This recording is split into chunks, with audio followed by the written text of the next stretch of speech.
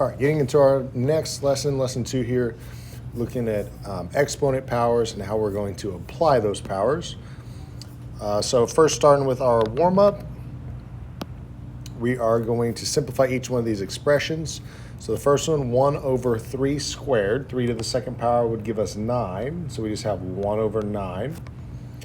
Number 2, we got our power to our power rule, and there's a negative out front of the parentheses, so that stays out front. And we end up with 2 to the 5 times 2 using our power to power rule, so 2 to the 10th. And again, we don't include that negative when we raise it to the 10th power. So 2 to the 10th power is 1,024. And it's going to be negative because we got to think of that as like negative 1 times 2 to the 10th. For number 3, if we multiply those together, 10 is like 10 over 1. So if we just multiply straight across, 2 times 10 gives you 20, 5 times 1 is 5, and 20 divided by 5 will give us 4. And then number 4, in the numerator we are adding, so 32 plus 8 is 40, 80 divided by 2 is 40, so we end up with 40 divided by 40, which gives us 1. Again, so today we're going to look at all the different rules, the product rule, power to a power, quotient, all the rules we have been working with going back to lesson 1. All right, so the getting started activity, just identifying if these items are equal or not. So 2 to the third and 2 to the negative third. Those are going to be not equal because remember 2 to the negative third, we move that to the opposite side of the fraction and it becomes 1 over 2 to the third. Okay, for number 2, kind of goes along with what we were just talking about on number 1. 2 to the negative third becomes 1 over 2 to the positive third, so those are equal. Those are the same thing. If we look at 3, also same idea. The one with the negative exponent, if we move that to the numerator, that's just going to become 2 to the third, which is what we have on the right side, so those are also equal.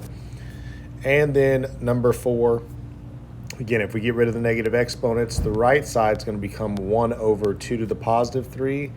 And the left side, that's going to move to the numerator and just become 2 to the third. So those are not the same, so those would not be equal. All right, on to activity 2.1. Using the properties of powers to justify steps in simplifying something. So that worked example there, they show our power to a power rule. And then we have our quotient rule. So we have in the numerator 5 times 3, that would become 2 to the 15th. And then down in the denominator, 4 times 3 would become 2 to the 12th. So then we would subtract our exponents and end up with 2 to the third. Okay, which is the same thing they show you there. I'm just showing you the other way we could do it. They subtracted the exponents first in the parentheses to make it 2 to the first. I was showing you we can distribute using power to a power first, and we're going to end up at the same answer. So multiple ways to get there, not always one correct path to get to our correct simplified answer. So on number 1 there, we're going to identify the rule that justifies each of these steps. So the first step there, what they did was their power to a power rule.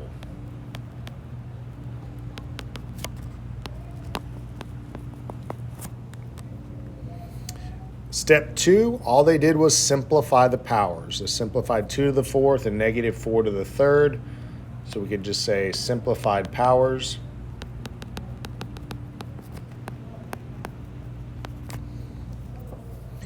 And then on to B, first step again, just like the last one, power to a power rule was used to multiply those exponents. So power to a power.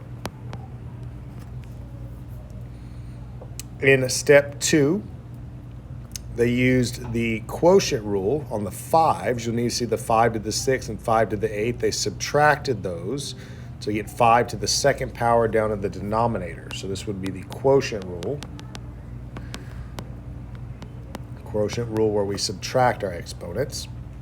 And then the last 2 steps are just going to be simplifying powers and then simplifying. So they simplified the powers here. And then they simplified to get our final answer.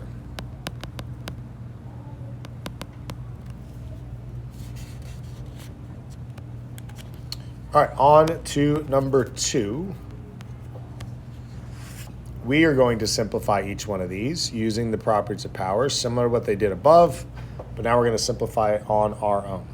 So first, if we separate A, if you look at it in terms of 2 over 4, like 3 separate fractions here, just to kind of visualize it on this first one. 6 to the third over 6 to the third, 4 to the fifth over 4 to the second. You can kind of more easily see our quotient rule we're going to do there. So first we're going to just simplify the fraction 2 over 4, which gives us 1/2. And then we can subtract our exponents, which causes the 6's to cancel. 3 minus 3 becomes 0. And then for the 4's, 5 minus 2, we get 4 to the third. So last, 4 to the third times 1. If we can put that into our calculator, we're going to get 64 over 2. And then we can divide that, and we get 32. Okay, for the second one, we got a power to a power rule here. So we're going to have to multiply that exponent into all the other exponents. So first, in the numerator, we now have 4 to the fourth, and we distribute that in. And then 1 to the 2 times 4, which is 8, which 1 to any power is just going to be 1. And then 3 to the 3 times 4 is 12. And then our denominator, we're going to have 2 to the third. 1, 3 times 3 would give us 9. And then 3, 2 times 3 gives us 6. Okay, so if we simplify from there, 4 to the fourth gives us 256. In the denominator, 2 to the third gives you 8. Now for the ones, it doesn't really matter what 1 to any power is. 1 to any power is going to be 1. So in my world, I'm just going to cancel that out and not worry about it, because we're going to end up being multiplying by 1, not going to change anything. 1 to any power is not going to change it, whether it's positive or negative power.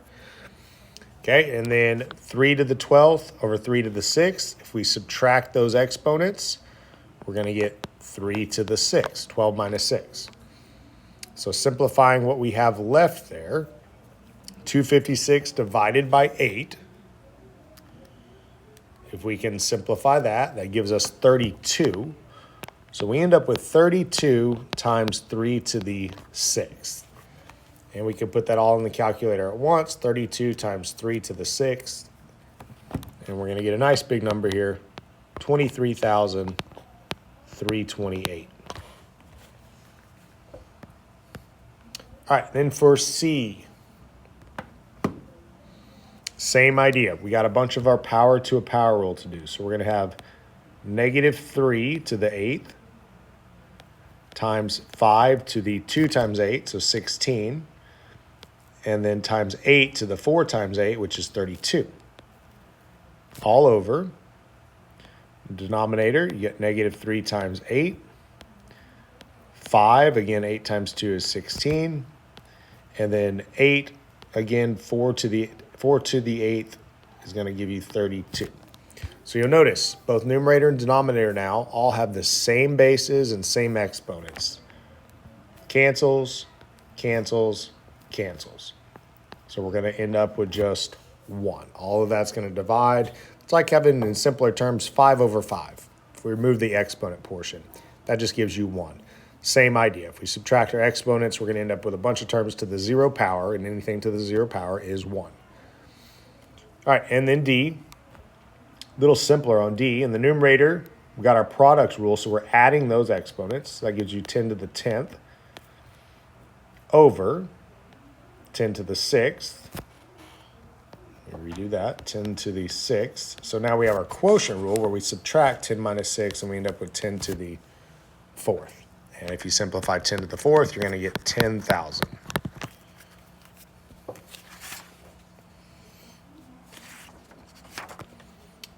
All right, on to 2.2.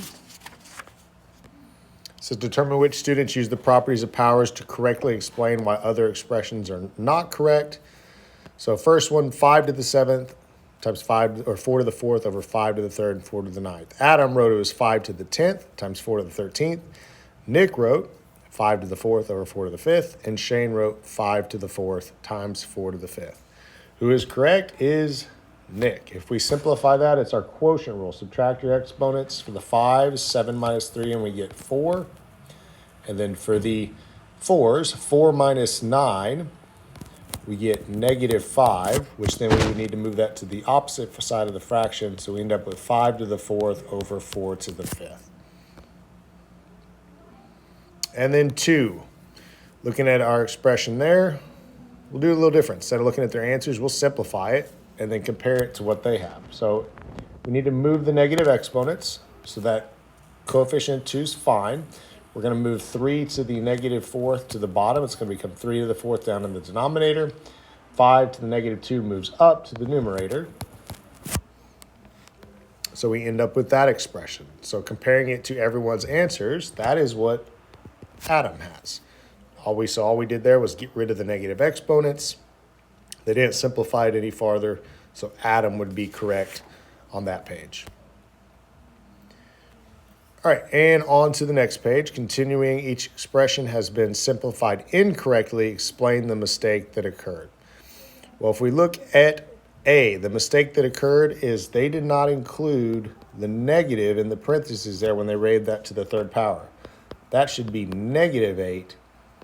The 7 to the third is correct, though. If we look at B,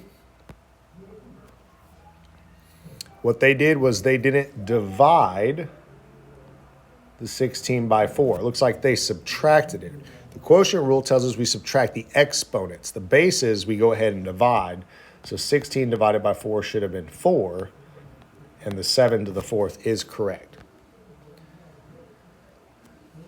Okay, for C, the mistake they made here is in their power to a power rule. The power to a power rule tells us to multiply the exponents. So 7 to the 6th is correct, but for the 10, 4 times 3 would be 12. So we should have 10 to the 12th. And what was made a mistake on D, it gets forgotten a lot. This is our product rule. We're multiplying these bases that are similar together. So we add the exponents. So what got forgot was the 10 has an exponent of a 1 on it. So 7 to the 7th is correct, adding 5 and 2. But for the 10s, 7 plus 1 should have been 10 to the 8th. And then times the 2. So we can't forget about that 1 there.